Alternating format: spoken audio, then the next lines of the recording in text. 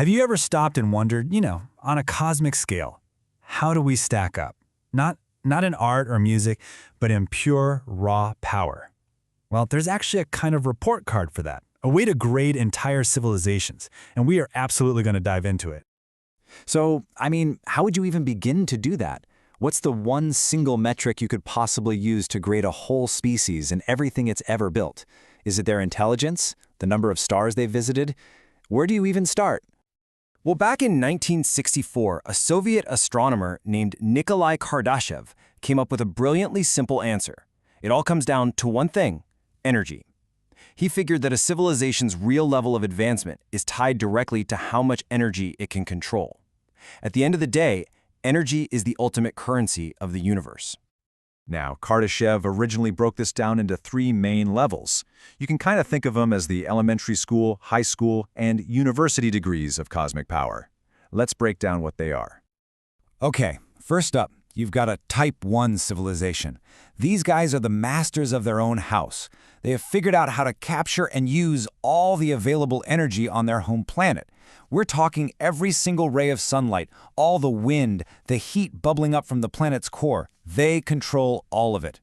Then you have Type 2, and wow, this is a huge leap. A Type 2 civilization isn't just sipping the energy that happens to hit their planet. They're capturing the entire energy output of their local star. The most famous idea for how you do this is something called a Dyson Sphere, a giant megastructure that would literally wrap around the whole star. And then there's Type 3, the galactic rulers. This is where your brain just starts to melt a little. A Type 3 civilization has gone way beyond a single star. They are harnessing the energy of their entire galaxy. That's the power of billions of stars, black holes, nebulae, the whole shebang. And just to be clear, the jump between these types, it isn't a small step. It is an absolutely insane exponential explosion of power. The energy difference between Type 1 and Type 2 is a factor of 10 billion times. And from Type 2 to Type 3, it's another 100 billion times more than that. The scale of power we're talking about is it's almost impossible to wrap our heads around. All right, so that's the scale. It's pretty cool, right?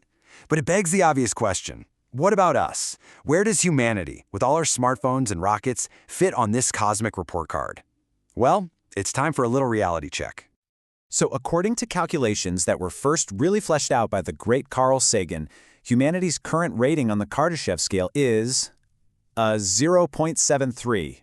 Yeah, not even a Type 1. We haven't even fully passed the first grade. We haven't even mastered our own planet yet. Sagan put our situation in this really powerful and honestly kind of sobering way. He called our phase technological adolescence. Think about that. We've got all this incredible world-ending power in our hands, but we don't quite have the wisdom and maturity to make sure we don't, blow ourselves up with it. It's a really dangerous and defining moment for any species. Okay, so we're a Type 0.73 civilization. How do we get that number up to a 1.0? What's the game plan? What's the next giant leap for humankind to finally achieve Type I status? Well, the to-do list is pretty huge. We need to perfect something like nuclear fusion for clean, almost limitless energy. We'd have to completely master renewables, not just in patches, but on a planetary scale. And then, we need to build a global energy grid to manage all that power and send it wherever it needs to go instantly. And yeah, this isn't going to happen by next Tuesday. The futurist Michio Kaku estimates it'll probably take us another 100 to 200 years just to hit Type 1. And as for making the jump to Type 2, he's thinking a few thousand years. This is a journey that's going to span generations upon generations. But Kardashev's original 3 types were really just the beginning. Since he first proposed it, a lot of other scientists and thinkers have taken his scale and run with it in some really fascinating directions. One of the coolest ideas came from an astronomer named John D. Barrow. He basically flipped the entire scale upside down. He asked, what if real advancement isn't about controlling bigger and bigger things, but about controlling smaller and smaller things? What if the ultimate power comes from manipulating matter at the level of genes, molecules, atoms, or even the fabric of space-time itself? It's a completely different way to think about progress. And of course, others have just pushed the scale outward into even more mind-boggling territory. People have proposed a Type 4 civilization that controls an entire supercluster of galaxies, or even a Type V that harnesses the energy of the whole universe, maybe even multiple universes.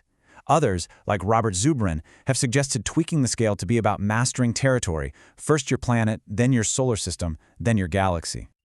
You know, all this talk about these godlike, galaxy-spanning civilizations, it eventually leads us to one of the biggest, most haunting questions in all of science. If the universe is so old and so vast, and these kinds of civilizations are possible, where is everybody? See, this is where the Kardashev scale crashes right into something called the Fermi paradox. A Type 2 or Type 3 civilization shouldn't be subtle. They would be using so much energy, building such colossal things, that they should be incredibly loud. Their energy signatures should be like cosmic lighthouses, visible from millions of light years away. They should be screaming their existence across the universe. And yet, when we listen, all we hear is silence. And that leaves us with this final, really profound and honestly pretty chilling question. Is the Great Silence just a sign that climbing this ladder of progress is just really, really hard and maybe no one has made it that far yet? Or is this silence a warning sign? A sign that the technological adolescence Carl Sagan talked about is the final exam and maybe no civilization has ever managed to pass?